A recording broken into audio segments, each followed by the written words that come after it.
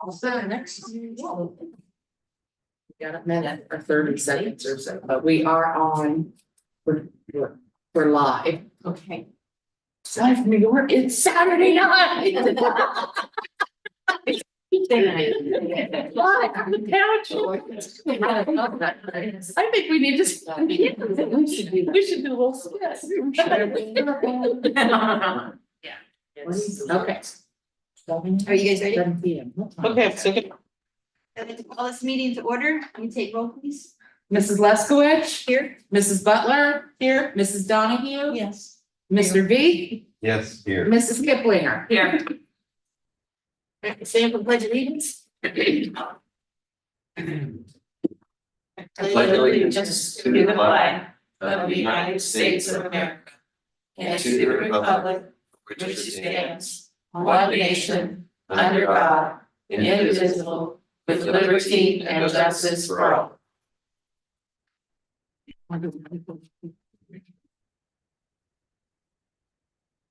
Yeah, that would probably be. Let me see if we can find where they are.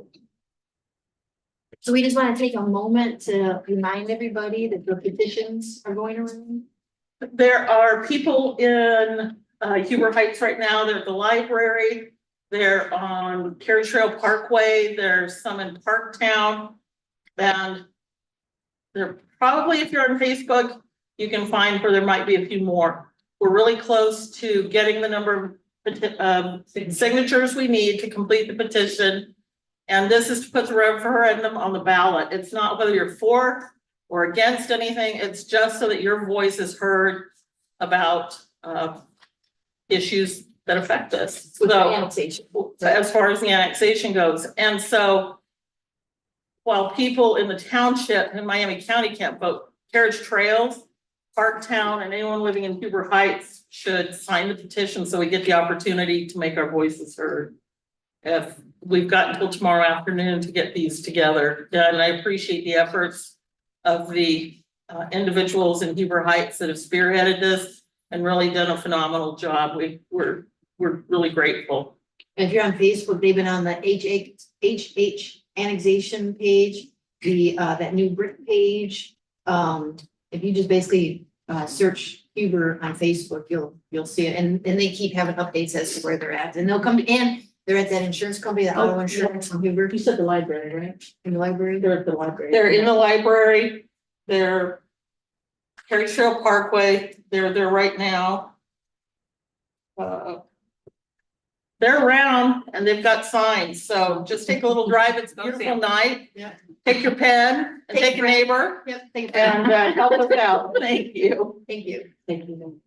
All right, And could you please modify the agenda, certainly. Madam President, to remove item 8C from business before you.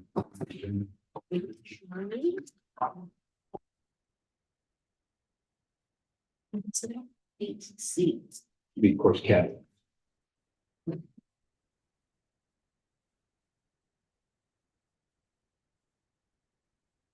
course. Just remove it all together, correct? Yes, please. Okay. And Is there anything else on the agenda that people want modified or moved or changed or moved?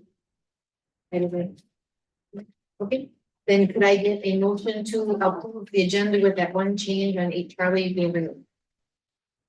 I'll move. second. Any discussion? Can you take a vote, please? Mrs. Leskowitz, Yes. Mrs. Butler, Yes. Mrs. Donahue, Yes. Mr. V, Yes. Mrs. Kiplinger. Yes. And then could I get a motion to approve the minutes for July 2nd, 9th, and 16th meetings? I'll move. I'll second. Any discussion? Would you take a roll, please? Mrs. Leskowitz. Yes. Mrs. Butler. Yes. Mrs. Donahue. Yes. Mr. V, Yes. Mrs. Kiplinger. Yes. Do we have any public participation for agenda items? Okay.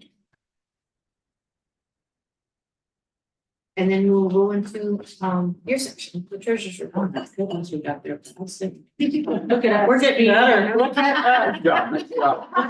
That would be less than 5 minutes. Yes, yeah, okay, so these are the financial reports for the month of July, which is always a crazy month for the treasurer's office, but, we did balance, so everything's good, and at the end of July, our current cash balance was $13,025,669.70, and I will say that I've been here 3 years, that's the highest it's been, so that's a good thing. So that's what our cash balance it was at the end of July. As far as general fund is concerned, we are doing well. We collected $116,000 more in income tax than we did last July at this time. So that's good. We also collected $11,177 more in interest, and our state foundation payment went up by $358,000 compared to last year. So, once again, school funding is really, really good to us. So we want to make sure that they completely fund that for us, because we have been without funds for a long time because of it. So as far as expenses, we have a lot of bills that popped in July rather than August. So we were able to pay them in July. So you'll see expenses went up a little bit. But as far as salaries are concerned, keep in mind that starting in July, we went from 26 pays to 24. So you're gonna see payroll be a little higher because each pay is like 8% more than it was before. But we also saw some increases go into place with the new contracts that were negotiated. So, all good though, we're still coming out ahead. Nothing that I didn't expect to see, so, I was going crazy in the month of July, but that didn't have anything to do with this. So as I said, income tax, we came in really over what we usually do. ODE, we had 358,000 more than we usually do. 15% increase in income tax. And interest is starting strong with an $11,000 increase. But they are talking about the rates going back down, so we're gonna try and get as much as we possibly can. But overall, compared to last July, we're 21.86% above where we were. Expenses were increased in salaries, benefits, purchase services.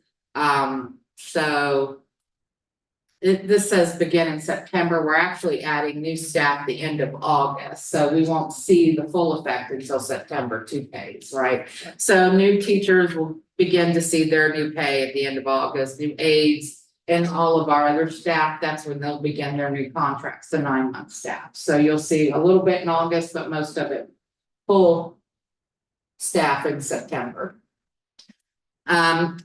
Was able to pay the casualty insurance in July this year compared to August a year ago. So that is why you'll see a little bit of expenses go up. It's a timing issue. So overall, in the general fund, we've got $8.2 million, which is 133 days of cash. Board policy requires 60, so we're sitting good. We're fine for right now. And we have $1.4 million available in our construction capital outlay accounts. So, and then there's the COPS accounts and the general fund investment accounts. Did pretty well, not as well as that first month, but it's doing pretty well. And then as far as then and nows for the month of July, we had 8. That's great. We're getting there. I did have meetings throughout the buildings, went to the elementary, the high school and the middle school and talked to teachers and secretaries and anybody that would listen to me. And so hopefully we'll see that start to dwindle. August, we're 3rd weekend and we only have 1. So I'm hoping that I don't jinx myself, that we end August with no more.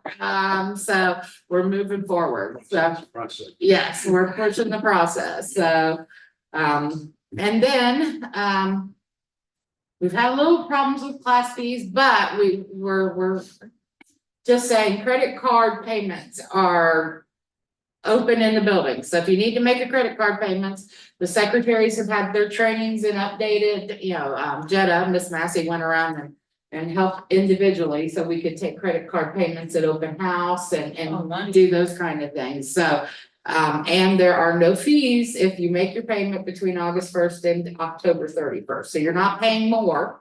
So if you pay all your fees early, you get a little bit of a discount when you use your credit card. So, otherwise, at the end of October, the fees go back into place with the credit card. So just wanted to make that announcement one more time, so people can get their fees paid. And they can do it online too. They can do it online, yes, got it. I have it waived in both places, so at the end of October, we'll take a look and see how well we did compared to last year, and if this is a good thing to continue in the future, so. Because what is the fee? The credit card fee is like 2.5%? Yeah, it's 2.5%, 3% that they pass on to the parent, so we're gonna pay that now and see how that goes for 3 months and. Does that include if they pay ahead on their students' lunch accounts? It does now, Right yeah, now? mhm, Okay. But only in that window. yeah, only in that window, so, yeah. Okay, that's good. If you want to put money on your lunch account and not pay that fee, you can do it from August 1st to October 31st. I've done this at other districts and it's worked well, so I'm hoping that it'll help us get a better handle on what class fees paid sooner. Perfect. Thank Mhm. And then we have the check register for the month of July, and then that's all I got.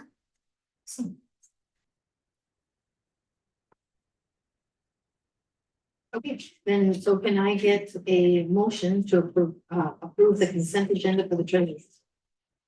I'll make a motion. I'll second. Any discussion? We take roll, please. Mrs. Leskowitz? Yes. Mrs. Butler? Yes. Mrs. Donahue? Yes. Mr. Reed? Yes. Mrs. Kipling? Yes. Thank you. Now I'm going to the superintendent's report. Good. Thank you. First of all, a few updates.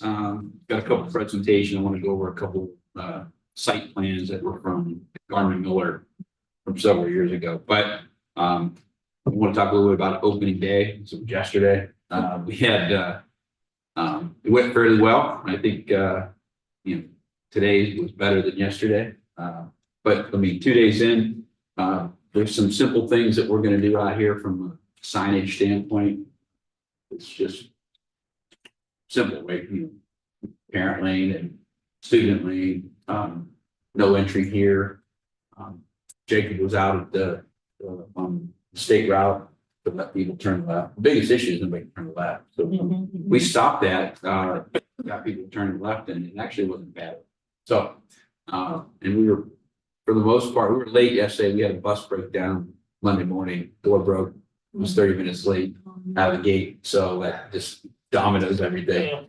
And like I said, we're working on the transportation piece. We got a lot more kids. We got a lot more special ed routes, IEPs that are involved that go elsewhere, go out, and we have some that nurses and whatnot to come here. So that has won. But the so what you'll see some signage going up. I'm gonna get with Todd. I'm gonna put some signage up and a couple things over here and some things down there, and then we'll start to. My goal is we're gonna get software and all that these guys did their presentation, but I've got another driver that we've got to interview through advertising. It'd be nice if we get done, get rid of double routes, hopefully by Thanksgiving, Christmas time, so I can be done with it. So, there's I think just from a transportation standpoint, we've got 25 buses in the fleet, 4 are out of service. Those are the ones we're selling.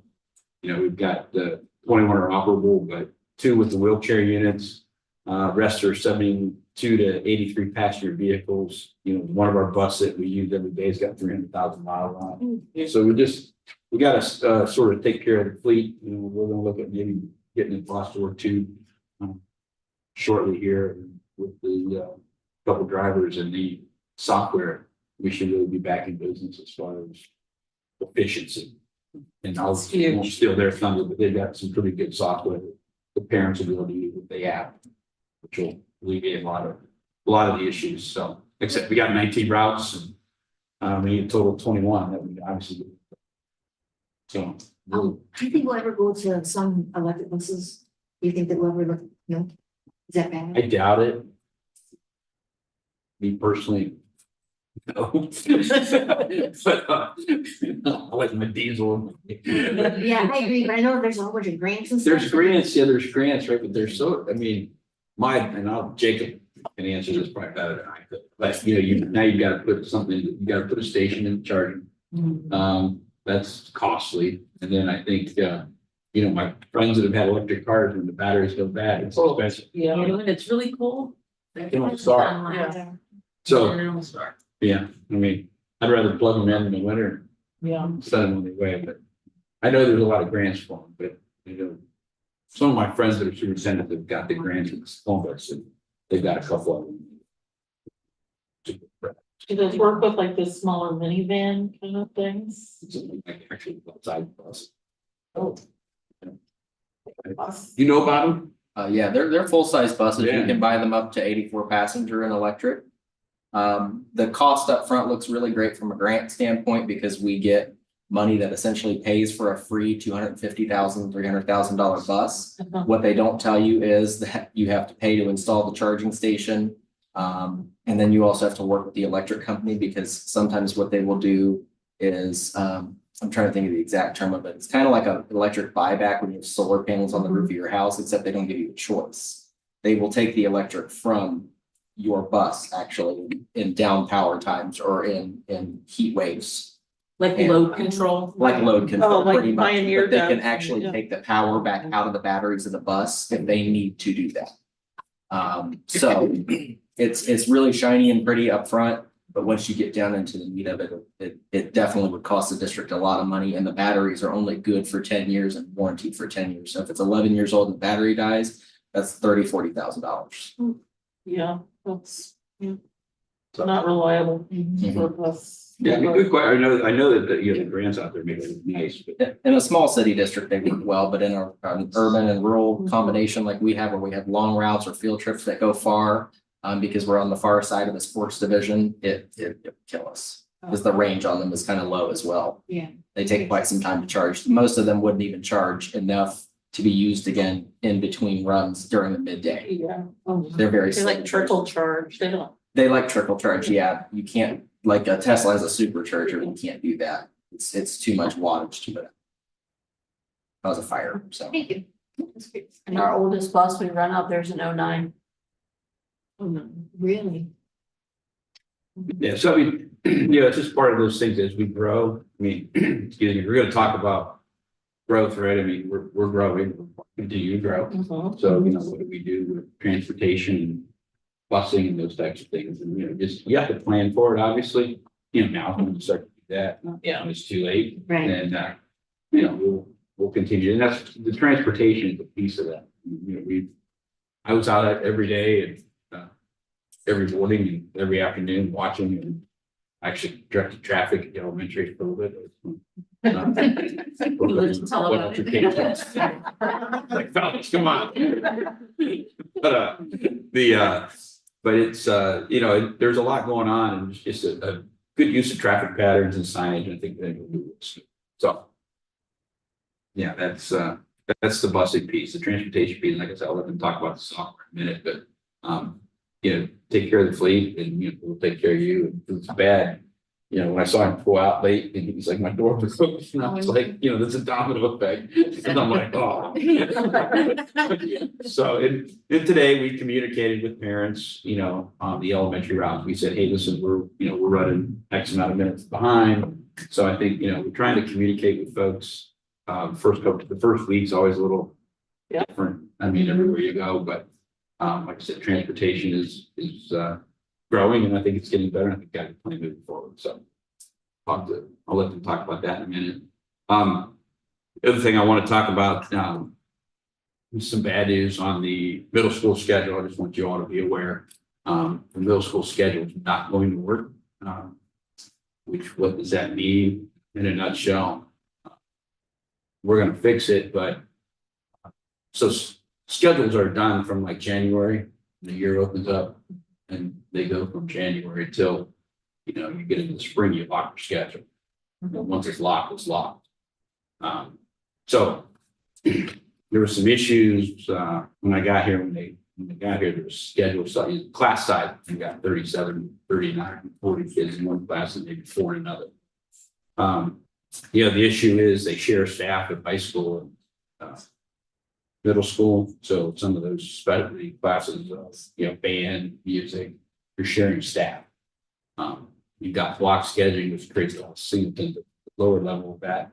Long story short is, you know, it's messed up, and I sent 2 people to Loco yesterday to try to fix it as best we could with Andy, who's the scheduling guru for Loco.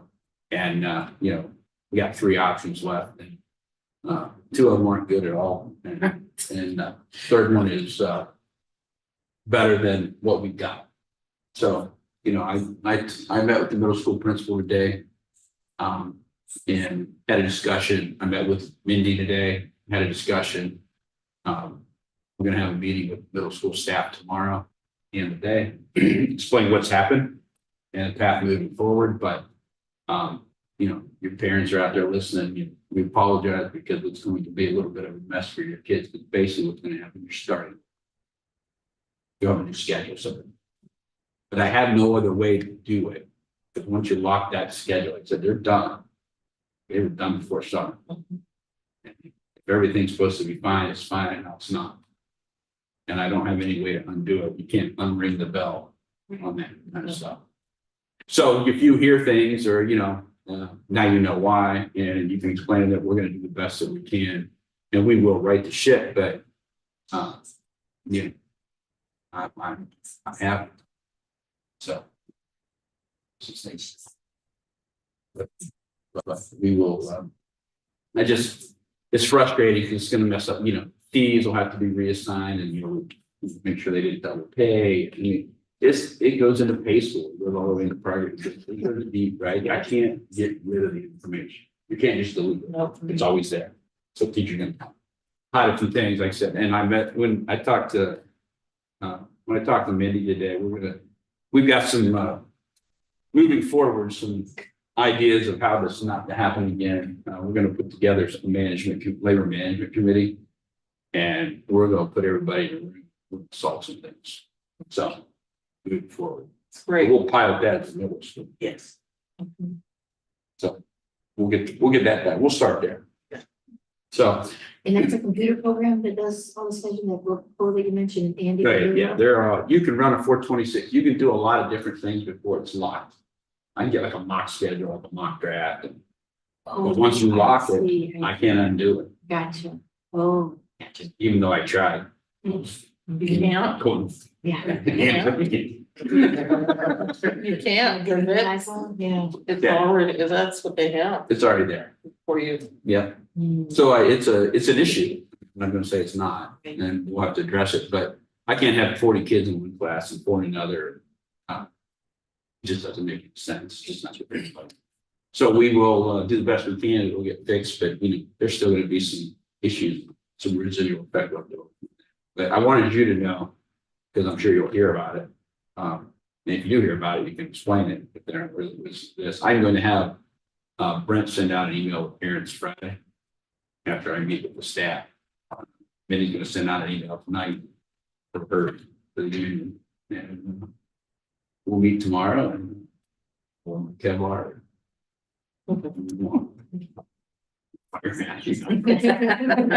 Yeah, this was a new one for me. So, yeah, Tennis shoes. we will. We will get it fixed out. Like I said, I apologize to everybody in the community and you know, to the staff. That's a drop on our part of administration, but we'll fix it. So, Thank you. yeah. A little bit about annexation and the site plan. The site plan from Garden Miller is not overwhelming. It's not like an aha moment, right? You start to see it. It gives you an idea of there was some foresight. Now, Justin Burke saw this. I don't know if anybody else saw it. It was presented to him. But for some reason, nobody else saw it. So I pulled it from Garmin. And I just wanted y'all to see it because I think, what it does is it does show you there's places to build off of the high school. And there's a new proposed site down by the elementary. And there's also a couple places to build off the elementary. I think, the perfect world would be nice would be to, as you continue to grow, to have a legitimate elementary, middle, and high school. Instead of sharing staff. But, we'll talk, we can get there, or you all get there down the road, we'll see how it goes. But the point being is, there is that proposed building is one that's obviously there. This would be. This is the old one, yeah. But you'll see there's a proposed building behind there. And there's also room to build off of that elementary. And if you'll see where the current high school, middle school is, there's another proposed building there. So it was designed to be built out, which is good, because I don't, just because you get an influx of kids doesn't mean they're all elementary. And I do think now, I know we've had a discussion with this and Garmin, but I do believe now as we talk about it, not necessarily part of your strategic plan, because this is sort of a separate issue, in my opinion. It can coincide with the strategic plan when we get started, but I do believe that this needs to have some demographics and some real foresight put into it now, this year. Yes. Yeah. And get some feedback and some understanding what you all want, what some of the experts think as far as growth and age and demographics from that. If you guys are okay with it, I'm gonna get started. Oh, yeah, please do. You got it, for sure. Because we own all that property. You do, I think it's over 150 acres we own. Yeah, so, We don't violate, yeah, so let's just, you got land, and We just plenty can't of do it. anything. you got plenty of it, and it would be great to have more, entrances and exits off, then we doing same route as, 201. So. Yeah. But, Then you can go in one way and out the out other, again. it's a great concept, but yeah, Steps. but I think that, and like I said, with, we had to get school started, we had to get the kids in, we had a ton of board meetings over the summer to get ready for school, because we had things, we had people to hire, we had things we had to get done. So I appreciate everybody's flexibility, I don't know, we had 9, 10 board meetings. Felt like it, yeah. But we got it here, we're here, and I think now we move forward with, the strategic plan, we start to recognize kids and their achievement, we can discuss, the good things that we do here. Yeah. And there's a lot of stuff. That's sort of that in a nutshell. You got all those, but that one really doesn't show much. But I just want to know there is some foresight in their plan.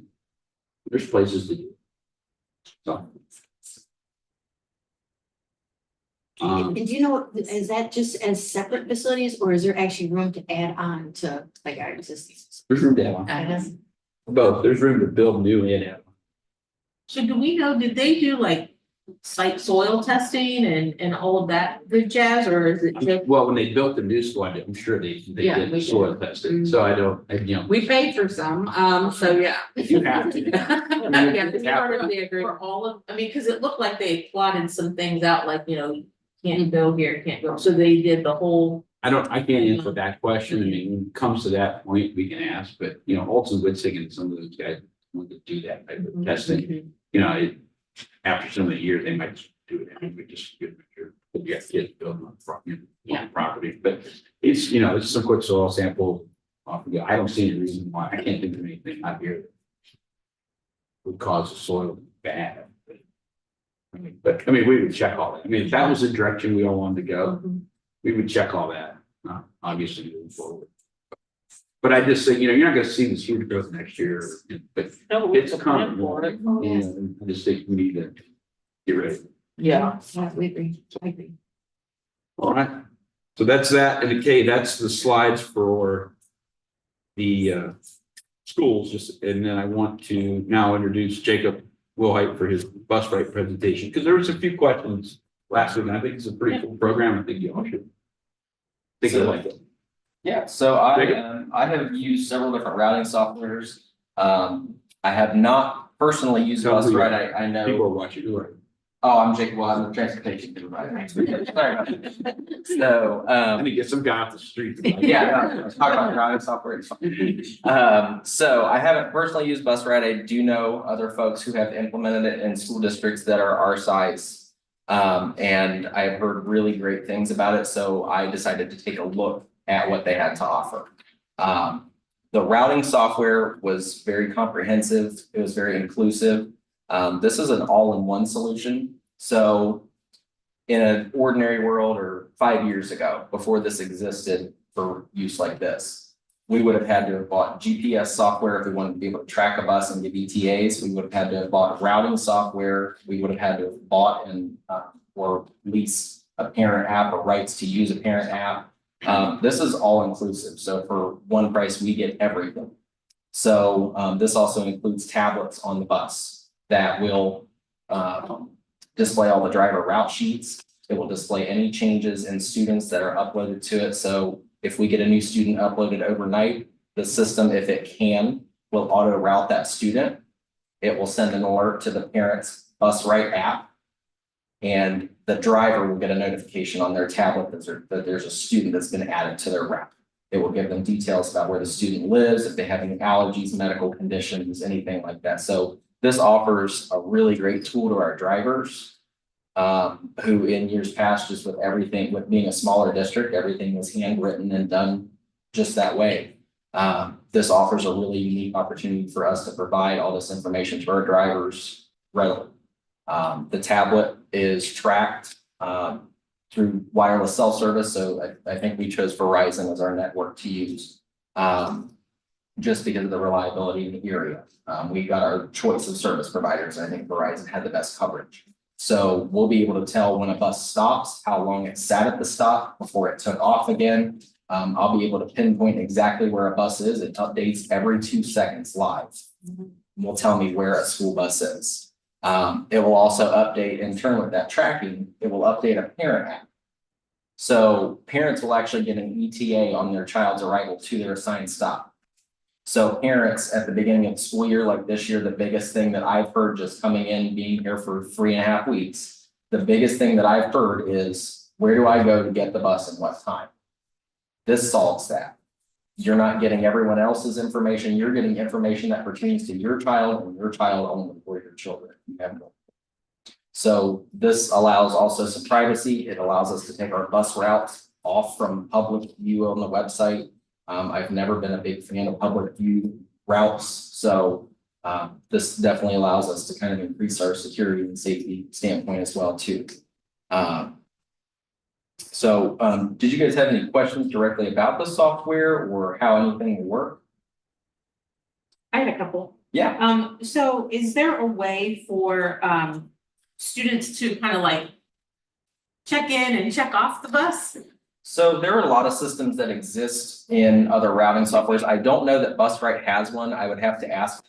I've seen it used in a lot of places. It's very, very expensive to maintain, I will say. A lot of times they're using an RFID card or a chip that they have to scan when they get on the bus. So if they forget it and don't scan it, it's useless to pay for. If they break their card or lose it, which always happens, they always lose the cards.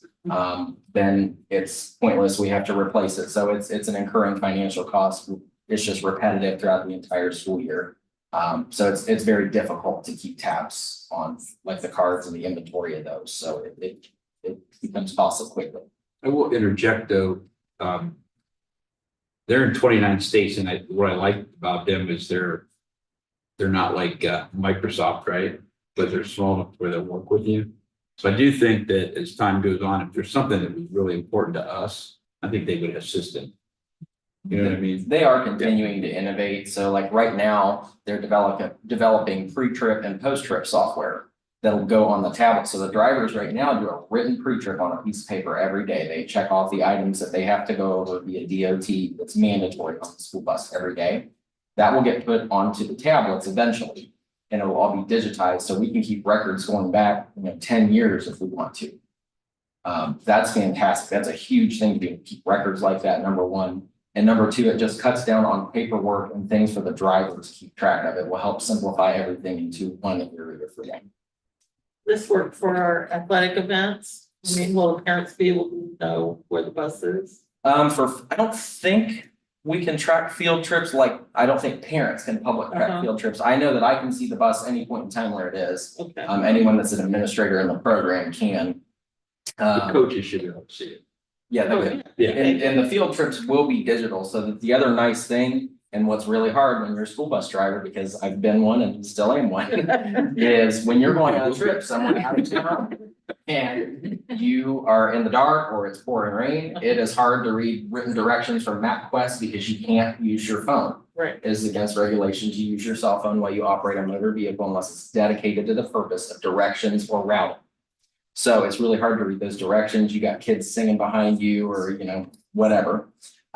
This will actually digitize their trip sheets and give them turn-by-turn directions on field trips. That is huge in school bus world. And not every company will do that. So I think it's a huge thing to be able to get that. Like I said, they have a 2-second GPS ping rate, so at any point in time, if anyone has a question as to where a bus might be, I'll be able to pull it up and tell. Kathy will be able to pull it up and tell. Superintendent can pull it up and tell.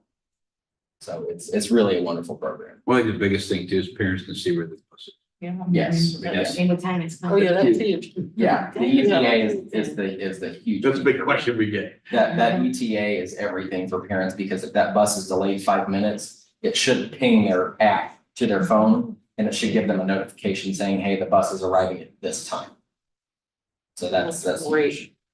And then do they have like direct contact with you back at the bus garage or like 911? So say they just went off the road and is it automatic, like a voice activated to call 911? I don't think there's a feature like that. They still have access via their two-way radio to us at all times, so I always have one on my hip. I know Mr. Nutter does, and so does Kathy. We all have radios all the time, and the building admins are always on the transportation channel as well. Okay. So they have access to someone that is in a central location that they can call for help or whatever needs to happen, but yeah, I don't think there's anything included like that just yet. But like I said, they are continuing to innovate and build things into their platform, which is really huge, and they love stakeholder feedback. That is a huge deal because they listen to you.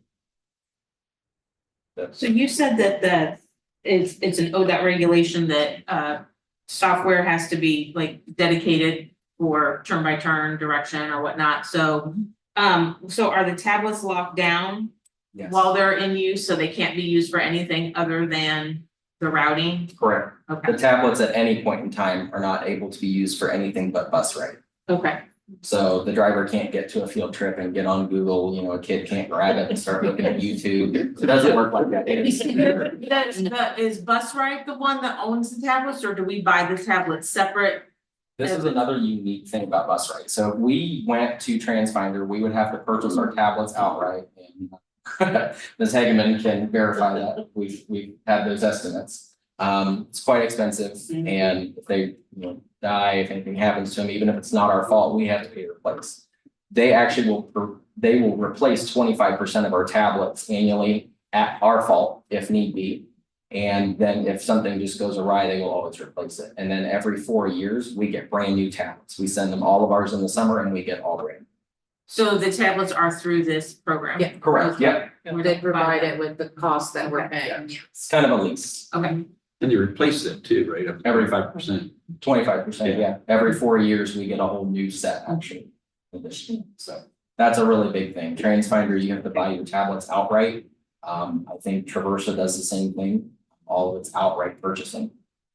So that can get really costly really fast. And I can say that they are flexible because I had some concerns about contract language and we were able to get those addressed and taken care of, so. Quickly at that. Yes, quickly at that, within 24 hours, so. Oh, sorry. Oh, no, that's good. No, that's good. My question was, one of my questions was, will the drivers have any hands-on during their trip? So during their trip, they should not be hands-on with. It will continue to play the directions, just like if you plug in the McDonald's to your cell phone and it tells you turn by turn, it'll get rid of the previous direction and take them stop to stop. So it'll tell them how many feet to a stop. But no, they shouldn't have to theoretically touch it. And actually, while they're driving, the tablet freezes. So they can't actually touch it, it will just continue to play the directions. So the only thing the driver has to do is hit go on the tablet when they leave in the morning. That's it. It all goes from there. And they have audio as well as the visual if they have. I'm not sure about the audio. I'll check with them to see. Typically, they're just visual aids. Typically, the audio doesn't work very well anyways, just due to the engine noise and It's loud. and the cargo.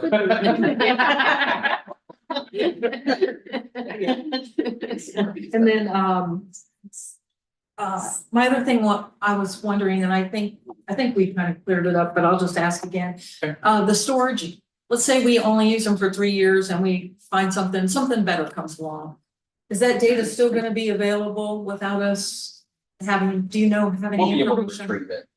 And it'll be out there forever in the cloud without us having to pay for it for every Yeah, year? we can terminate our contract if we choose to do that and go with another solution if it comes to that. And we'll be able to download all of our data, like our pre and post trips and anything else that might go in there. We'll be able to pull all that information for our records, and then we won't have to pay anything to keep that information in the cloud or anything like that. Once the contract's terminated, it's terminated. And it's a 3-year contract. It is a multi-year contract with, and I negotiated a way out as long as we give them 60 days notice. We can get out of the contract, and there's no cancellation fee. So that was one of the things that Jacob said I tore the contract apart, but I didn't. So, yeah, so they had a 2% replacement. I got them up to we got them up to 25, Jacob and I did. And then we have a 60-day window and no cancellation fee. The way it was written, we're gonna have to do a cancellation fee. And I don't like those things. So, yeah, they were pretty easy to work with and flexible. So it's a pretty good contract. 33.6 a year, which I was expecting anywhere from 55 to 60. Yeah. So, I actually had budgeted 65,000 for software. So, I'm actually pretty impressed. So, and I did speak to their legal counsel today and one of their guys. So, yeah, pretty easy to work with. We like under budget. And within the budget, yes, so it makes me happy after that.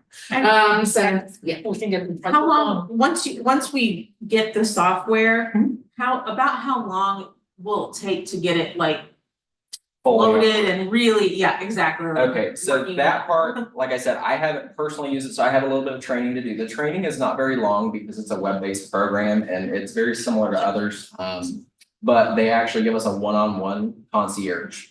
So someone that I can call at any point in time and say, hey, I'm having trouble with this, this, and this, and they'll be able to help me fix it, which is another huge, and that's just included in the cost. But give me a timeline of when you think it can be implemented, when you can get rid of double routing like we discussed. So if I can have the contract signed and returned to the company tomorrow, I can have the software, my first day entering and creating an account would be September 5th.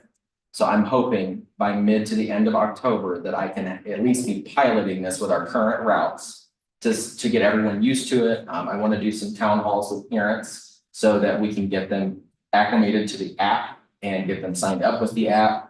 Because I don't want anyone to be in the dark with this, because it's just, I think it will be a very great tool to have. But I'm, like I said, I'm hoping for mid-October to the end of October, to get all the routes built in, because I have to build in schools, times, routes, I have to enter student data, I have to enter vehicle information, drivers, like there's a whole plethora of data that's gonna have to go into this program. So then the routes won't change, like, is this a program where it'll say, no, this would be more efficient if Yes. we went down Ross instead of tours? Yes. So it will give me the ability to see all of the routes together for each building. So like I can pull all of the middle school, high school routes and I can see, oh, well, these two coincide on this street, they pass each other. This one's got, 5 too many kids listed on it. I can push them onto this bus that has 10 open seats. It'll also give us available seats on the bus. So it'll tell us exactly who rides what bus. It'll tell us exactly who goes to what stop and what time they're supposed to be there, and all that information is available to each parent. Is this all top to final form so that when parents sign up, that their information goes to this program so that it's in there? It doesn't talk to final forms, it'll talk to Dazzle, So everything from final forms feeds into Dazzle. Yeah, so it'll be important that our secretaries and those who update final forms make sure that the data is synced with Dazzle.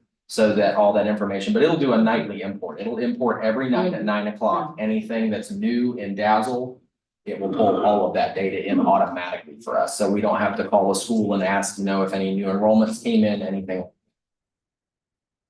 So how long is it gonna take to bring the bus drivers up to speed on this? So there are demos that I've seen of the tablets. It's very simple. Like I said, pretty much they'll have a PIN code that assigns to the specific driver. So that's the other nice thing about it too, is they can hop on any bus with any tablet and put their code in, and it brings up all of their assignments. So if they have to drive a spare bus, it automatically brings up their assignments. So, and I can also put in the application from the administration side, I can actually drag all those routes down to a spare bus if I have the spares listed in as vehicles. I can actually drag it down there and notify parents that it's going to be bus number 17 instead of bus number 4 today.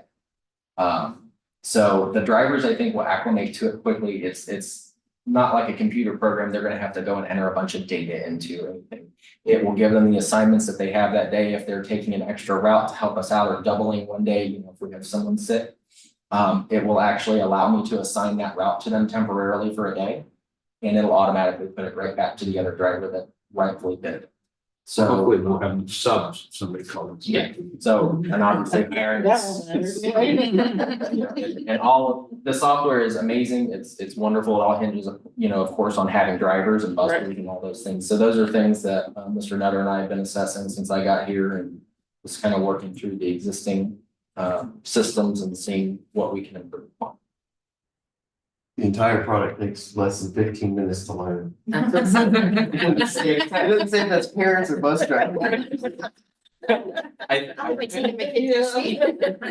think that's for bus drivers. I'm gonna have a little bit over 15 minutes of training. Ahead of me, but I think ultimately, once I have a couple of driver meetings on it, and like I said, we're gonna pilot it, so. I'm not gonna put this out in July and have it come out, and this is the only way we're putting out student data to parents.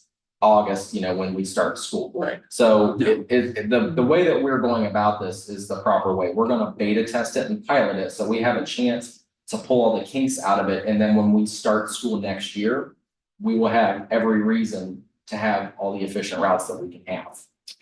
And our parents will be informed, and hopefully we'll be reducing our phone calls so parents don't have to call them and ask information like that. They don't have to call the school. They can just go into bus rate and look it up. I also can send out mass messages via bus rate. So I can send it per route, I can send it per school, I can send it per district. That's. Slide 3. I noticed, I don't know. Here. On the right side, there's a little speaker at the top, on the top right. Yeah, right there. So it looks like it might have Yeah, like I said, I gotta Voice check it and activated. see. I think it's gonna depend on the tablet model that we Right. receive. And then on the left side, it says review routes and take attendance. You can't take attendance of students. So once the drivers stop, it will allow them to interact with the tablet. Okay, so that would kind of goes to her initial question. I'm not necessarily checking in with like the RFID, but Yes, still be, the parents can see that, yeah, okay, my kid is on that bus. It's not just, okay, the bus they're supposed to be on is coming. They'll know that the kid's on the bus. we can take attendance. I'm not sure how much of a time hindrance that will be, we only have so much time per stop. Right. But that's something we can pilot for sure. I mean, especially in the beginning of school, we already know we're going to run late. An extra 5 seconds at a stop is not going to hurt us. And it'll allow us to actually gauge ridership early before the T1 count happens in October. Yeah, that would be. So that would be a great thing. We could say, we know that 1,500 students rode the bus the first day of school. That would be awesome to be able to tell that to the community, like we safely transported X amount of students this day. Like I said, putting everything into an application or a tablet or a software gives us a lot of data points we can work with. Whereas in the past, things are estimated by humans and there is a large margin of human error in there, whereas this will help reduce that. It won't eliminate it, but it will definitely reduce that and allow us to better communicate with the community and stakeholders to safely transport their students and give them the right information so they're not frustrated. Because I'm sure that that's a terrible thing. And we get extra pins or whatever so that a substitute can log in and get a route. Oh, yeah. Just like a regular driver would. Yeah, so if I was a driver and I called off and Kathy was the sub, whoever the transportation director was would go and drag Kathy's name down over my routes. And it would assign Kathy for the day, and it will actually, you can send a message. I think it actually will give us an option to send a message out that there's been a change to the child bus information. Hey, Kathy's gonna be your driver Yep. today, whatever. Yep, so it allows me to temporarily assign routes. Okay. For like a day, I think I can do it for like hours, a day, and something. So that's pretty cool, that's even. And will parents be able to communicate with you as well, or is it just a one way? It's just one way, but I'm working on creating a general email for transportation that will forward to both Kathy and I. Yeah, that's a good point. Now that you brought that up, he did create an email that is a transportation email, that's separate from his email. So parents, it goes directly to you no matter where you're at. Correct. And I can reply to that directly from my email without having to log into another account. Because I mean, this week we're at every building, right? Before and after school, we're not in the office, but that was a good idea, because like I said, it gives them the ability to directly contact these guys. Yeah, and like my email and Kathy's email are both listed on the transportation webpage, but sometimes they might just reach out to me or they might just reach out to her, and we both have a lot going on. And so it's gonna be a little easier to see, okay, if, we both got this email, it'll allow us to see who replied to it, so I'm not replying to something she replied to. And, not double messaging, no double messaging. So I've done that everywhere I've been, and I've had a huge success rate. So that's, I think, gonna boost communication quite a bit. Anybody have any other questions about bus rate or anything? Question? Can you just give clarification on how much this is gonna cost a year? I just heard numbers, She said, now just 33,600. 33,000. Yeah. Oh, I just Yeah. wanted that clarification. Thank you. Yeah. And in retrospect, And she had budgeted for 65. Yeah, yes. and I was thinking it was gonna be 50 to 65, so I just went high with 65, so. The numbers have been. Yeah, it's 33,600. Yeah, we thought 3,600. No, it's 33,000. I wish. Yeah, that would have been really. I just want it on the record. Yeah. What it is. Yep. And it's all in the presentation. I think everybody's. Yeah. Yes, everything's in the Yeah. presentation. If you have questions, talk to me or Mr. Nutter, we can answer your questions about it. I'm really excited about it. I think it will really make a huge difference in the district. Can you just tell us what local districts around here use it? Do you know? So the district that I'm really familiar with is Chardon Local Schools up north. Chardon. Okay. Yep, so when I spoke to the supervisor there, I've known him quite a long time. He told me that his routing time has been cut down to a quarter of what it used to be. So he actually came from TransFinder, one of the biggest and well-known companies in the United States for student transportation software solutions. He actually came from them to BusRight, and he said that his phone calls have gone down tremendously, that his routing time has gone down tremendously. He said it takes him a quarter of the time. That is huge. And thank you for doing all this and finding it and all the research. And Absolutely. thank you both for all your hard work and transportation work. Thank you. Thank you very much. So Yeah. I have Appreciate it. some things to work out, but we're doing quite well. I agree, thanks. Thank you. Thank you very I much. see what you guys do, so. I'm with you. I appreciate it. Get fun in the county. Yeah, it is. It's better every day though. I know. All right, thank you. And just before I get into important dates, I just want to wish the football team good luck and Dre a speedy recovery. He broke his arm. Yeah. So I just hope he can still use the headset. So. Big game Friday. No, kid aside, I hope you're doing all right. So first day back to school, like we said, was Monday. We talked about it. Our kindergarten, first grade comes tomorrow, so be ready. Get the little ones coming. It'll be fine. No school, September 2nd, work session and other board meetings, 10th and the 17th. I mean, a board meeting. And then parent teacher conferences, we also did discuss, and I will get that on the next agenda or next agenda on the calamity day for election day. I just like that. Part of the best course action.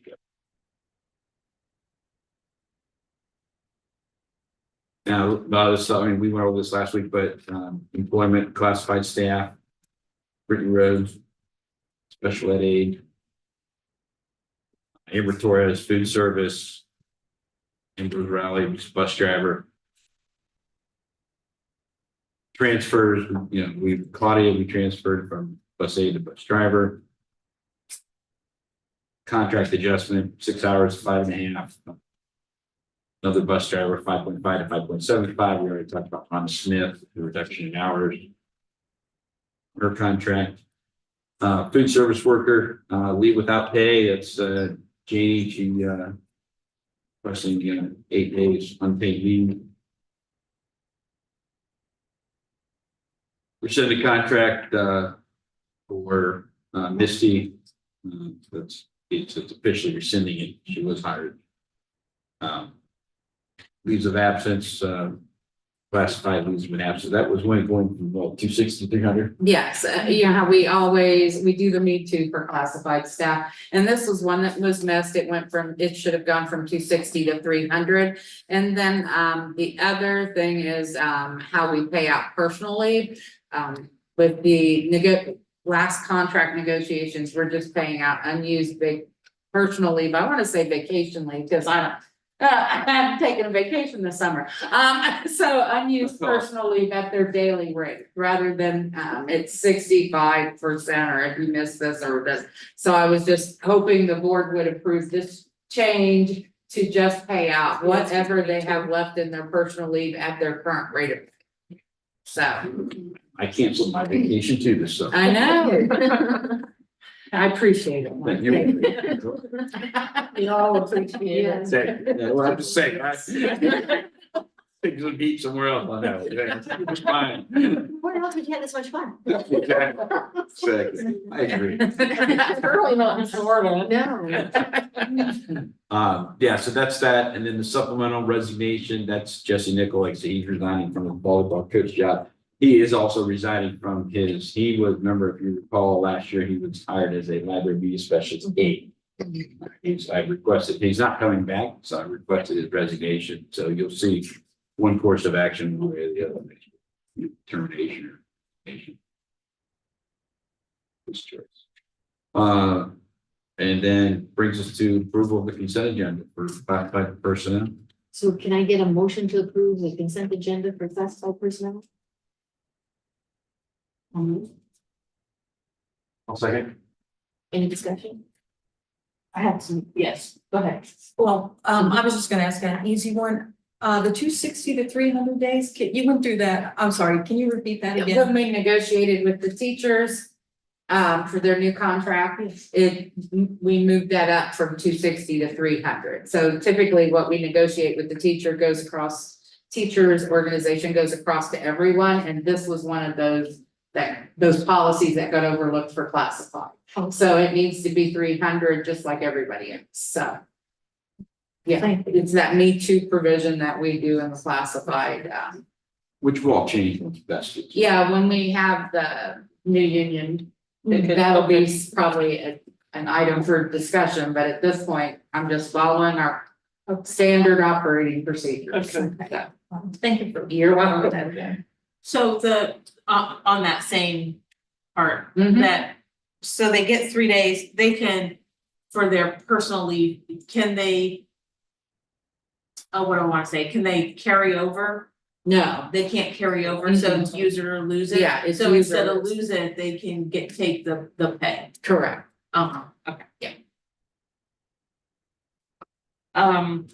Okay, that's the only thing, and I had a couple of other questions, but not on that. So there used to be a rule about how many days a person could work before they're board approved. Do we still have that, and what is it? Can a person work at the school before they're board? Yes. How many days? They're I have at the the, authority to hire up Yes. to. the next available This board. next board meeting. Mhm. Oh, it used to be 3 or something. Okay. No, no, no. No, You have to, like, if I need to hire somebody, it's only to me. I don't know the exact date, I think it's. What used to.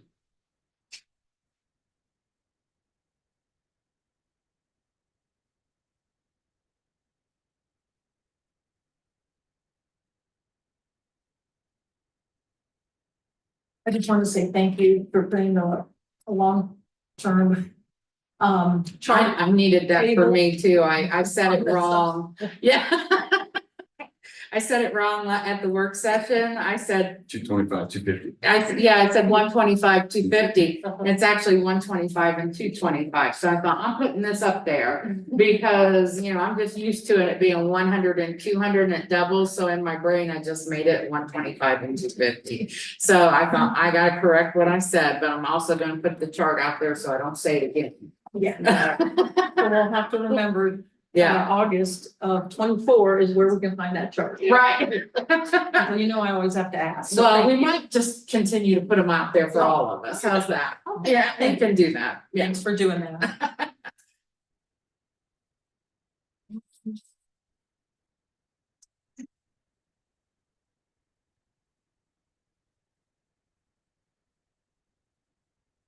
Maybe. I don't think I have anything else. Oh, okay. Is everybody, no more discussion? Right, good. Right, can you take a vote, please? Mrs. Leskowitz? Yes. Mrs. Butler? Yes, Mrs. Donahue? Yes. Mr. V? Yes. Mrs. Kiplinger? Yes. Like the board approved on Black bus driver, step 5, 4 hours per day. Can I have a motion to approve Donna Black as a bus driver for employment as classified person? Okay. well, second, Any discussion? Discussion? I just had a couple of questions. The status, you said the status of double routes, that we should get rid of that in Thanksgiving timeframe? Well, so we would hope, like I said, we've got to hire, was it 3 drivers? Basically 3 drivers and 2 buses. We'll get rid of double route. So is Mr. Black one of those 3 or is it 3? Yes. Okay. One of the 3. In addition. no, that is one of the 3. One of the 3, yes, Okay. we will need 2 So then we'll need 2. Yes. And you're gonna, And we've got an interview And we've with got- somebody that we've got off of, for our advertising, Mhm. who's actually a resident here in Worcester. There'll be another one. And then how long does it typically take to get new drivers? It really just depends on whether they're licensed or unlicensed when they come in. Depends on the individual, how fast they retain information and can perform the pre-trip. So that's usually kind of what it hinges on. If I had to give a very rough estimate, I would say about a month and a half to train them, start to finish, license them, get them through pre-service class and get them through all their necessary training measures so that they're safe to transport children. is that if they have a CDL right now, does that have any bearing? It depends on what class it is and what the endorsements they currently have listed on their license are. Okay, And the impact of double routing means that the kids have to sit in the cafeteria 30 minutes. Double routing, yeah, the impact of double routing is they're here later and they stay later, which neither one's good. I just don't, we don't have a mechanism or the staff or the fleet at this point to get rid of double. I mean, we got really good on times today as far as getting them out, getting them in, but you still got kids that are sitting at the elementary, sitting here that if they double route, somebody's got to come back. Get in the bus. yeah, we just don't have enough yet. If we hire 3 drivers, that will cover our second CTC shuttle that we have to run every day. And then that will cover our 2 double routes for high school, middle school, and elementary. That will leave us basically even. So we will need to hire additional subs past that, but to start. But, and we'll get more efficient on times with software. Yes. We're gonna cut down Yeah. on route times. And even Allows if buses. So what if a bus breaks down? You don't have enough buses. I was gonna Yeah. say. So we're at least down 2 or 3 buses, but that's one of the things Jacob and I have been discussing and we'll have, we talked. Yeah, we all have to sit down and come up with a good replacement plan moving I forward. mean, So- buses, yeah, I mean, buses are no different than technology, right? Right. It should be on a rotation. Yeah. You know, you should take care of the fleet. It's like take care of that, get new computers every 3 years. You get buses every so many years, and you should budget money every year for a bus. I mean, I used to put money equipment all the time, buses. I just put money. Just, you know. The aide that's moving from an aide to a driver, is that part of the 3 or no? That's already included? Yes. Yeah, we will need 3 above that. So Mr. Black being one of those, so then 2 additional. And then I noticed that you just put an advertisement out on Facebook school page for You know, we got Mr. one Watt looking applicant. out for me, yeah. that drew this one. I shared it. Yes, yeah, let's share with it. I mean, that's more than we've got. Oh, yeah. I'm I gonna didn't look- I didn't know if that was like driving a lot, like, you're not lined up at your door yet, right? For. No, I'm gonna look. We're not. I've okay actually yet. had very, very good luck with Indeed. They actually have a free version. And even with the free version, I've had quite a bit of luck in getting candidates. So I do intend on creating an Indeed post to get the word out there. It's just a broader search. It's not quite as narrowed down to, you know, bus driver Bethel Isle. If they put in bus driver and they're anywhere in the Dayton region or within a certain mile radius, it'll put us on the map to that. I mean, they're not beating down the door then.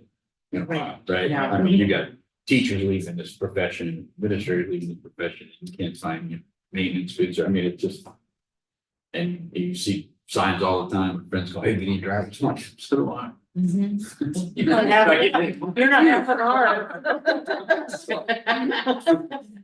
That's when the sharing stops, bus drivers, we do not share. And right now, the 3 drivers, is that only impacting the double routes, or like what would be the impact of not getting any drivers right now? That would mean double routes remain. And it also means, if somebody calls sick today, Yep, right? that So also means we're having to shift around and We- potentially double up another We route. don't have to sub. Somebody called in sick this morning. And then that drives another double route. It could, yes, yeah. And so are we short more than the 3 drivers? Or the 3 Um, drivers is short to get us off double routes? Are we, 3 drivers to get us off of double routes currently, and then we break even. So we'll need to hire subs. Yeah. Additional drivers. Any of the subs that we have hired, willing or able to, or want to be permanent? Not at this time. I've asked, I think our only sub right now is Gail Rhodes. Oh. So I don't think Gail wishes to come back full time. Come on. We use her quite a bit. I'm sure you do. Yes. Yes. Is that including Mr. Swall? Yes. Well, the other one of our subs, and we try not to use him unless it's It's an expensive subject. Yeah. He's He's a gold standard, yes, Yep, and then I drive if need be. That's always an option. yeah. It's on my whiteboard that, you know, Mr. Netter will get his CDL, but you know, I don't think he'll do it. maybe Jen up and like, could you? I know Jenna's doing a lot. I don't know if she wants to drive a bus too. I know you said it could take a while to get a driver, plus they go through the background check, you look for moving violations and all that, right? So- We have to go through a background check. They have to go through a physical, a drug screen, breath alcohol test that goes along with that. They have to go through a motor vehicle records check. We have to wait for their background check to come back. I have to put them through the FMCSA Drug and Alcohol Clearinghouse to make sure they have no prior violations and are not prohibited federally by DOT to drive due to an incident with drugs or alcohol. So there's quite a laundry list of things that I have to pre-qualify people for before I even That's what send them it's to. shortage. Have you already been, can you start that now, or did you have to wait until we do something tonight, or is that process already started? So that process started before I got here, but typically I do everything beforehand and then I pass it to the board. The board is the final check mark before I can bring them in and start their training. Oh, okay, so Okay. they're already qualified once they, Once you guys receive applications from me to approve, so that's the same story, They just will like, be- he's ready to start driving. they will be qualified to start their training to make sure that we can put them on a bus and they'll be on our insurance so we can employ them. But we don't have to do all the other stuff like you just said. that all that's already been taken care of. I will take care of all of that, and all I need you guys to do is to make a recommendation, or Okay. Mr. Nutter to make a recommendation for you guys to make a motion. Okay, So up to that point, though, everything will be done that pre-qualifies them to drive a bus and work for a school district in the state of Ohio. any more discussion? You take roll, please. Mrs. Leskowitz? Yes. Mrs. Butler? Yes, Mrs. Donahue? No, Mr. B? No. Mrs. Kiplinger? No.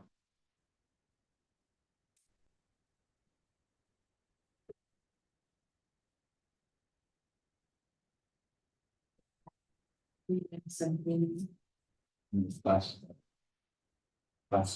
To the last.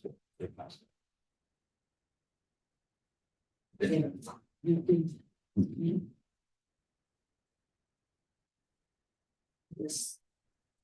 Keep searching, I guess you can.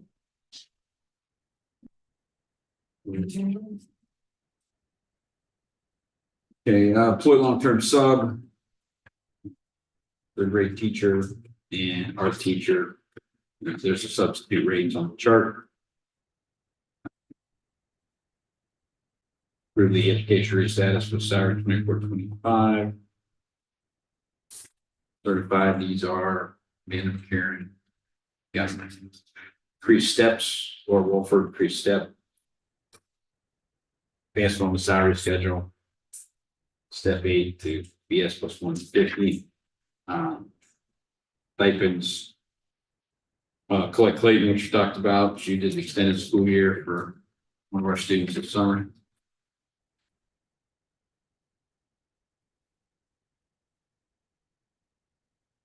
Pay without the follow, for the following certified personnel. Very wisely. Attorney lead supplementals, recommendations, David sent those over. Just clarification, David said they weren't different, they were used to be an assistant athletic director, that just the names changed, nothing changed. Yeah. But that's just the FYI. Crystal House, math and science teacher is resigning. And the ESC substitute teacher list, which is attached. And then we've got the MOU for BEA, which was on last fall. Can I get a motion to approve the consent agenda for certified personnel?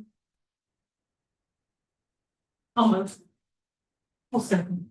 Any discussion? Go ahead, I was gonna say, you're ready. So I just had a couple of things. So the intervention tutor, that already happened. Is that what I'm hearing? It happened this summer? That's correct. Colette, Yes. yeah, So we it's a just special missed ed it this- extended school year. She had started July. nobody So we got missed it and we missed approving it early, like. We had time. We had somebody's Purvis, wasn't it? Purvis quit. Again, he quit. And we didn't have it scheduled. So I was here in summer in July and nobody knew about it. Yeah, And I don't have time to wait for a board meeting to get a tutor. Right, I just wanted to clarify Yeah. that it's not like we're extending it for next summer. This No, is. it's extended school years, a special ed program for kids. Right. Yeah, and it'll be over at X amount of days.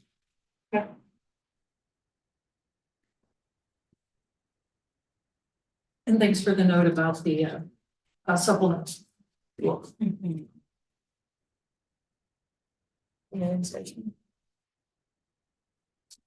Mrs. Leskowitz, Yes. Mrs. Butler, Yeah. Mrs. Donahue, Yes. Mr. B, Yes. Mrs. Kiplinger. Yes.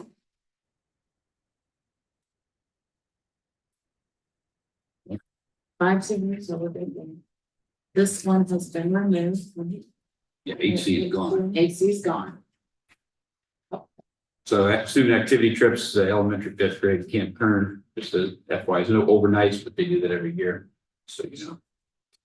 Gifted Services Educational Plan, and she presented that last week. This is up for approval. This also ties in with the middle school schedule. It's this along with HC don't mesh. So that's why those HC have been removed. That's why we're redoing the schedule. And that's why the service is. Then we have donations. Athletic, OHSA Athletic Association Richmond on the Athletic Program 2000 and General Community Donations $424.20.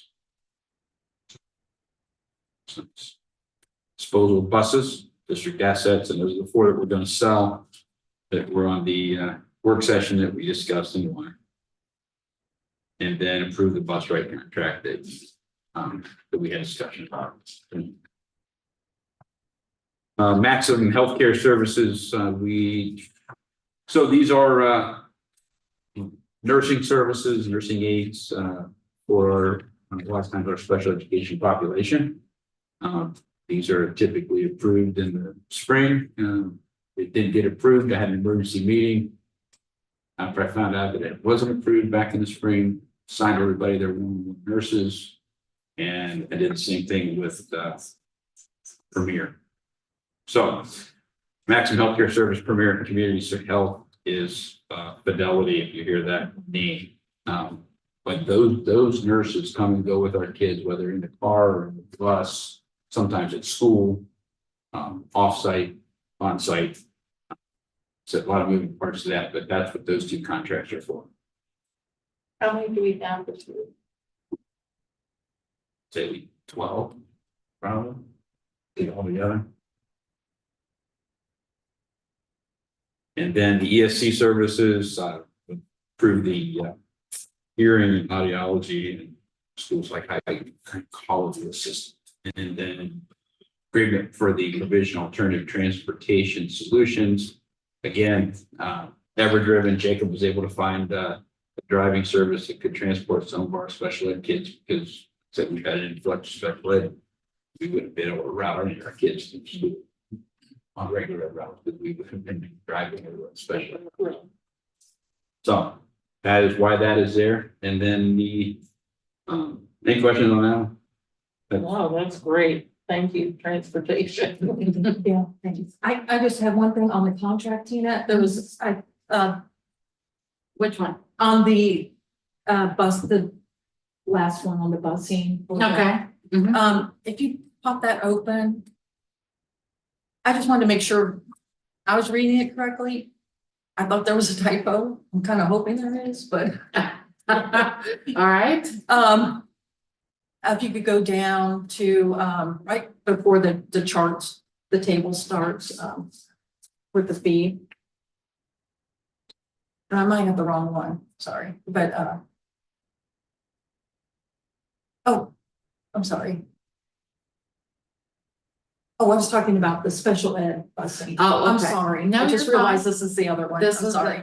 I'm like, gosh, I worked really hard on that. Sorry about that. Let's see, That would the be- alternative. Yeah, the transportation. alternative. Thank Okay. you. Sorry. You were so fast. Sorry, I'm trying to keep up with you guys. Where they talk about the $72 okay. per mile, and then it's repeated, but the charge doesn't match what that cost is.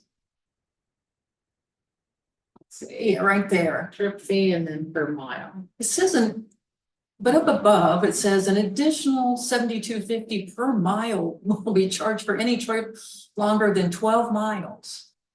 But then am I reading that correctly? Then it says per mile fee after 12 miles is $258. Yeah, That has to be a typo. yeah, it has to be. I've used $50. these people for years to help transport just to pick up the slack. It's never permanent. Yeah. I have never been charged $72.50 a mile. I would never do that. I would never agree to that. I think that's a typo.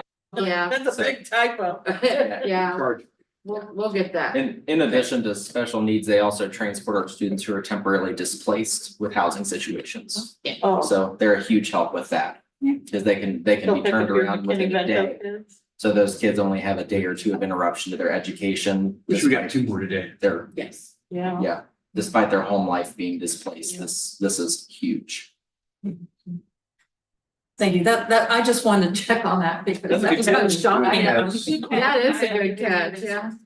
Sorry, I didn't catch that, but no, it should be 258, right, I just Jacob? went to the chart. 258 is what that. should be. 258, Yeah, yes, so we'll after get the that. first 12. We'll make that adjustment, initial it, and if they before we sign off On on the it. chart's right. Yeah, Right. the Yeah, turn that's right just is not here, there we yet. just, So I'm saying it's still- yeah, the chart's correct, Mhm. yes. Be fine.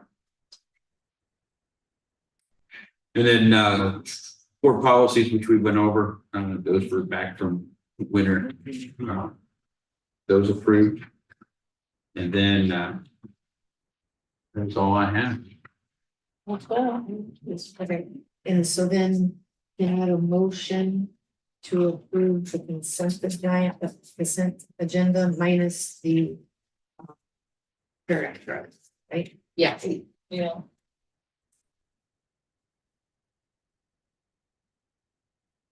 I'll move. Any discussion? We take a vote, please.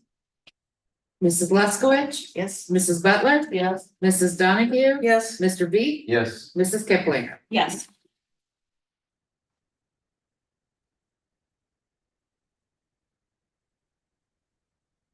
And next up, we have our discussion section for the BA update.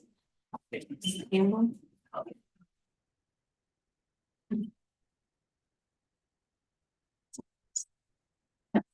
First of all, I want to thank Mr. Nutter for all the communication and working together, this past week to work through issues and to, listen to what our members are saying. We came up with the LMC to pilot that at the middle school, hopefully to help, bring together the staff and administration and move forward in a positive motion, which that tends to do. So we're looking forward to doing that. Also, working on the scheduling. He has been there, the whole time. He's been out in the buildings every day. I've seen him 3 times in my building in 2 days, which is phenomenal. You know, he's out there making sure things are running smooth. We appreciate that. We hope we can keep moving forward on that. And we look forward to a great year ahead of us. Thank you. Thank you. Thank you, Ms. Campbell. Facilities committee.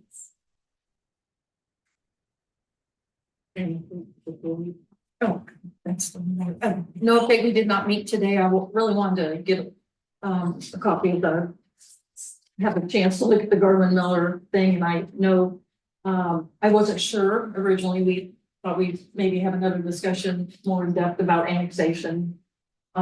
Trying to get some of that, but now that we've seen that and there's a plan, plus I knew it would only be board members there tonight. So I figured we'd probably almost have that same discussion in this meeting, which we did, so there's no real reason to have that separate meeting, but we'll regroup and start in September. And then what, so the facilities committee, we should start asking, the board should start asking the facilities committee the stuff that we want, right? I mean, is that, like, what, if you guys met? Sure, you can put a list together and then we'll review the list. But we'll have things to put on the list as well, or other things that, you know, other people that are on the committee would want to bring forward. So, And then you bring them forward back to and the, I'll just report out what's discussed in the earlier meeting. right, but I mean, like, so going forward for the facilities committee, especially now since we're gonna start looking at all the different areas and everything. Will you guys start specifically, like, the board will task the facilities committee to ask, okay, you guys go research like you had asked about the soil test. Is that something that we could ask the facilities committee to go out and do? Or whatever other types of things? Or even help with the solicitation? As far as asking the public, like, do they want all the schools on campus? Do they prefer some over in the Carriage Trail? And that's very much how the last time, when the facilities committee got started, that was like one of the first things that we did is we had our town hall and cafeteria and collected people's thoughts and ideas of what they wanted. All main campus, did they want, you know, multi-story building, a flat building, kind of rolled out that game plan back then. So. And then liaison reports. What's for you? Not much really happening over the summer. So the conference is coming up in November. I expect that things will start coming back out once everything Then the CTC. So The CTC, they started school last week and I talked to several of the students that are going. They had a great first week that I know. And then also I met a school board member from the CTC who told me the same thing, that they had their meeting last Tuesday and they were excited about the school year, and they knew that the first 2 days went well, so they were hoping that they were on the right path as well for their school year. So more to come. I will get the numbers for the number of juniors and seniors, and that'll be something I'll bring next time for the meeting. So that's all I have. and activities, please. Activities. Activities, the best part of the meeting. We have a list of things that. I have activities. Okay, so I talked to Damon and I just want to say that if you want ongoing athletic information about your team calendars or who's done what, you can go to BethelBeesAthletics.com is a good place to go, but you can also go to TRCathletics.com and they'll have results and stats for the conference as well. And that is probably your best place to go for like standing update and win losses and that sort of thing. So it's exciting. 287 fall athletes. It's up 29% since COVID. So we've got a lot of students participating. I love fall because like everybody does something. Here's the big one. Homecoming, October 4th versus Northbridge. So the Bees take on the polar bears. And I hope it's not polar bear weather. It should be nice. It should be nice. Boys golf has been on an awesome run to start season, finishing in the top 3 of 3 different 18-hole tournaments and undefeated in the conference so far. That is awesome. Well, it looks like I can update boys soccer's first home game versus Graham, bringing a W 9-2. That is the way to kick off the season. Well done, Mr. Denlinger. Volleyball's first home game Thursday versus Urbana. Wear your earplugs if you ever go to a volleyball game. Loudest game you'll ever go to. But they are so fun to watch. Friday Night Lights, week 1 at home versus National Trail. You don't want to miss that. Girls soccer first home game is Saturday versus Shawnee. It's doubleheader with the boys. It's a 2 first. So you want to get that in. Cross country at Milton will start their season on Saturday. And we'll have some more updates next month about senior type things. So then that takes care of athletics. I spoke with Miss Wolford and she said choir numbers are up. And she's had a lot of growth in her department and she's really excited about that. Frozen Junior has a lot of interest already. That's the middle school musical for this year. And auditions, I guess, are next week. She's excited because they have 4 student choreographers from the high school who are working with Miss Taves and Miss Wolford. So it's a great opportunity for them to develop talents and to grow with their leadership skills. And that's a really great opportunity. I'm super excited to see that. And Muse Machine is off to a good start. She's got an exciting lineup of performance opportunities this year, and she's just looking forward to another great year with the kids. And that's what we have for student activities. Thank you. Yes. Thanks for including the arts, not just athletics. Nope, that's all. That's what, yeah, those are the only ones I got back. But as they start kicking up, we'll get more activities. I'm sure you're all excited. Yes. And I will say, Ms. Wolford's musicals are outstanding. Every year they're really great. So next on the agenda is the appointment of the delegate and alternate for OSBA business meeting at the Capitol Conference. Do you have anything that you want to say about that, or? Okay, so I reached out to I'm helping with one of the presentations at the Capitol Conference, and the OSBCC is going to be presenting the no cell develop conference. And so, we were talking, and then I had asked them about what this is, because I didn't really Right. understand what does all this even mean. And so one of the, people that's putting together that conference, that, briefing, he had spent, I want to say maybe 12 years on Riverside's Board of Education. So a couple of these guys have a lot of experience. He said what they had done was, he said that they're gonna be voting on legislation. They'll come up with a list of legislation that's pertinent to OSBA that they're going to send out for a vote. And so one person from here will be the delegate, and then one will be the alternate in case delegate can't do it. And then that person will be responsible for casting the vote for this school board.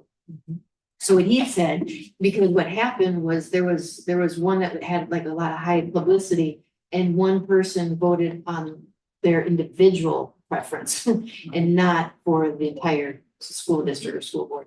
And so what they had done was they actually put it in a policy that anytime they do this, that they will have a board vote prior to going into the capital conference. So whoever the delegate is, will know exactly how the school board wants you to vote. Because you're gonna get a list of all the legislation items that are gonna be brought forward at the capital conference. So my question is that what we wanna do? And then if it is, then how are we, we can, I sent you all the template, basically the policy that they had written up, so that wasn't too much to it, so I think we could just change our name to it and call it a day. And then we just had to figure out how to do the vote, because everybody, from what I understand, everybody will get the email with everything that's gonna be voted on and whatnot. And I just don't know when that comes out. So if it comes out before our board meeting, because I don't think we'll have a board meeting, a November meeting. The capital conference will happen before our board meeting, right? Because it's like the 10th or 11th. We will have an October, you'll have Right. it before that. Yeah, so we'll have to, so as long as we have the legislation by October, then we could, we should know. And if we don't, then we'll just have to have a special meeting, right? If we don't get all that. Yeah. But I think you'll have it by. Oh, okay. Typically, they got half the other day. I saw that. I mean, I personally like that idea because I think it's important that, you know, we have a consensus, whatever that is. So, yeah, I mean, I think, so when we discuss that, would that have to be in an open session like this? It would have to be because we need the board to vote on Because it. we'd have to. Because we would have a Okay. public vote We'd have to say exact, so we have a record saying no, 3 out of 5, or you know, whatever it is. Voted, yeah. Said to vote this, and this on these items, and then we'd have a record, and then going forward, then they'd have a record of how that delegate voted. Yeah, I think that's a good idea. Does everybody like how it was written? I couldn't see it. Yeah. Okay. So can Apparently, I'm gonna have to do it from home because I have board docs here. Right. It kept locking me out. It That's wouldn't what it's let me doing in. to me too. So I'm gonna have to try and do it from. I guess can my e- personal, if you have it, if you could email it to me. If you can that'd be download great. it and Yeah. email it, Mhm. that, because I had the same issue. Every time I click on it, it's like, Right. you don't have authorization to view this. I'm like, it's supposed to be the public page. But because I have a board doc sign on and I'm at work, it's trying Oh, to. maybe that's yeah. right, I made that on my Yeah. own computer. Yeah, maybe, yeah, so if you That would have be it great. in PDF form and you could share it, that'd be great. And so how would that work with Neola? Because apparently they don't, or at the time when he wrote this one, they didn't have like a canned one. Can we just give it to you and you give it to the other guy, the newer guy? Is that all we can do? I can handle the policy piece. But yeah. Couple ways to do it, but yes, that's what you're gonna do. Is that the easiest, best way? I mean, yeah. It's our first rodeo. No, well, I mean, you don't need to do that. I mean, if the board you need agreement, right, you can just, you know, it's for president, you know, it's your. Part of the weight of president, right? But if everybody wants to make sure that everybody's on the same page, and that's what we do. You should have the information by October, so you should be good. Especially. So here, Mitchell. Yeah, I attended the housing webinar this at noon.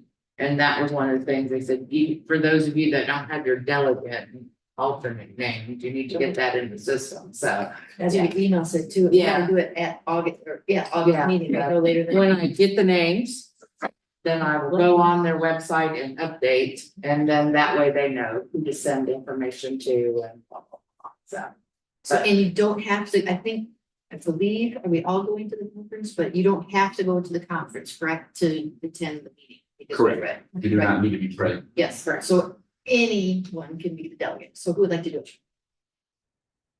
Well, I'd like to ask first before we did that, since we never took this up before, Mhm. and any time that I've been on the board for the past 3 years, Right, who actually took that role, just like Mr. Nutter said, the president and vice.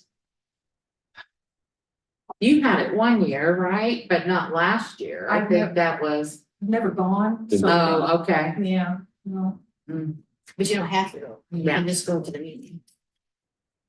So I think the question is just like, who's done it in Who's the done it in past? the past? Yeah, Yeah. so like, I think Not Liza's done it, Yeah. Mrs. Mansfield's done it, I think, Mr. Elam's done it once, but I wasn't can't. here. So but I can't say, yes, they went and voted, right? Yeah, so I don't know if that happened or not. I know that they've been named as delegates. Yeah, so once you get there, sort of on you to get to the meeting and vote, and so. We've never had a special meeting to discuss what was gonna be on. That needed to be voted on. And I've not done that in other districts either, have you? No. Yeah, so. Like I said, that's two options, right? I mean, if the president, if the board usually agrees or not, I would put trust in the president and say, okay, gonna vote the way that we probably think we should, or I've never done that in any other district, but say that we shouldn't, couldn't here. Makes sense, but not something that's common, Yeah. yeah. So which one? Okay, so which way does everybody want? I mean, I think we should appoint somebody if that's, I mean, it sounds like that's what we've done in the past. So, I'm with doing that one. So that's you. Well, we're out of this one. I think Okay, yes. somebody else wants to do it, it doesn't matter, I plan on being there, so, So you're a delegate. Yeah, there you go. Mrs. Picklinger, the delegate, okay. Reserve delegate. And who wants to be backup?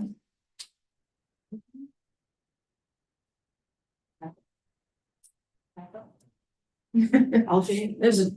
If I would have to not be able to go, I would. you don't have to be there, you don't have to be present for the vote, right? Correct. To vote. That, You wanna be, okay, sure. Thank you.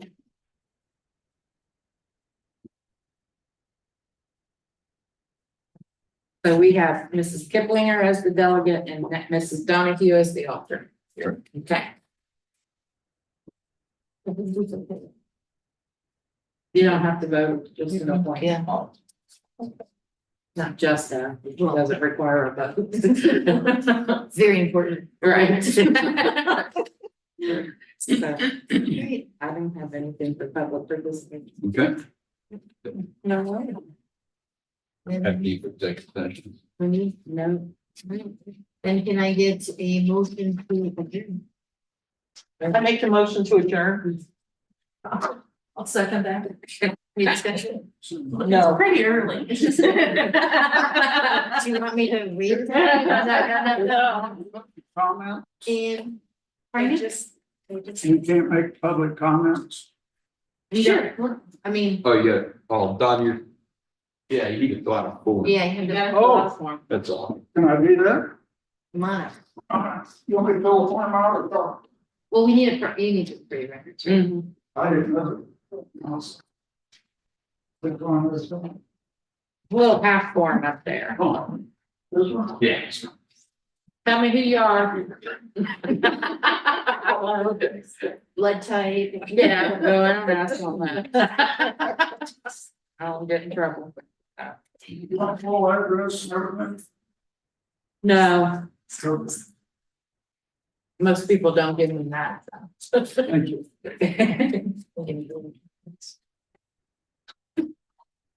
Ready? Yes, sir. All right, I'm Don Block. I live on Singer Road. Did I understand that I was rejected as a bus driver? Yes? Yes, Okay, I wanted to say a couple of things. I went to Bethel all 12 years, as did my 4 siblings. Graduated in 74 and 72. I took driver's education. That's when the school still offered it. Got an A in that. And I got my driver's license 52 years ago. In 52 years, I've never had an accident that was my fault. In 52 years, I've had 1 speeding ticket, no parking tickets, no other motor violations, 1 speeding ticket. I have had a chauffeur's license before they invented CDL license. I got a CDL license the very first year that it came out, and I have had a Class A CDL license, I believe, for 34 years. Never had an accident on that. I've driven semis, I've driven grain trucks, I've driven straight trucks, I've driven passenger vans. Never had an accident or anything with those. And I taught CDL, taught people how to pass a CDL test for about 33 years. I taught them how to pass the written portion, I taught them how to pass the pre-trip, and I taught them how to drive a vehicle, standard shift, automatic, air brakes, hazmat, tankers, whatever it is. I've taught all of those courses to a lot of people in my past job. I have a school bus endorsement, a passenger endorsement I could drive tomorrow. So I was a little bit surprised that I would be turned down to drive in the school district. When my kids graduated from here, I got 3 grandkids. Well, I got 1 graduated grandkid from Bethel. I have 2 more attending Bethel right now. And I guess I have a little bit question as to why I would be turned down, and wondering how many people you turn down. I mean, I'm wondering what the goal is. If you have 3 bus drivers, I got interested in the position only because I talked to people and they said there was a shortage. I substitute taught a couple of days last year at this school. I have a college education. And I was just kind of interested in helping out. So I guess I really wonder why I would be rejected from driving a school bus for this district. I know we don't know this, but I appreciate you, and want to drive for us and help with the impact. And it is going to be, not hiring you tonight is impacting the district. Is what? And not hiring you this evening is going to impact the district and our double routes. But we needed a majority rule of the board. So the board has to. you need 3 yes votes for. No, I understand how the process works. I would have been upset if it was 4-1, let alone 2 for and 3 against. I just wonder just what the criteria is, because I bet you don't have a bus driver out here that has the criteria that I have. I voted yes. I understand that you're qualified. I trust Mr. Nutter. I trust the transportation that vetted you. I don't have any, I don't I disagree. recommended you. I can't.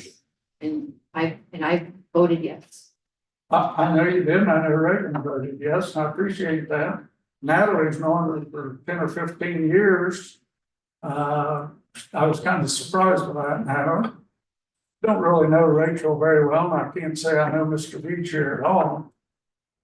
But I really expected a 5 out of 5. So, does anybody, how could I improve myself, I guess, as far as being a bus driver?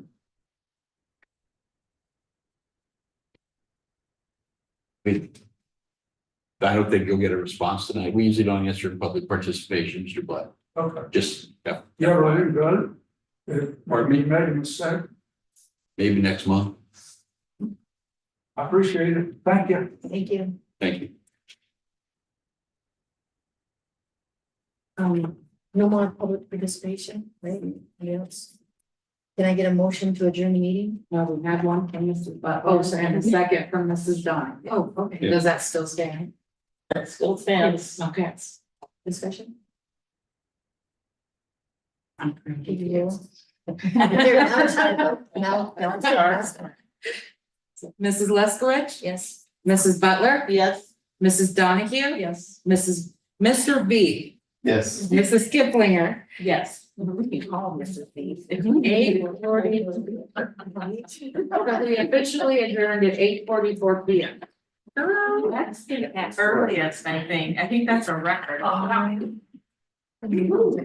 I know.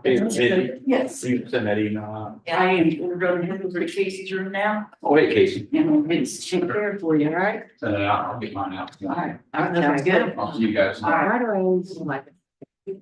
Stop.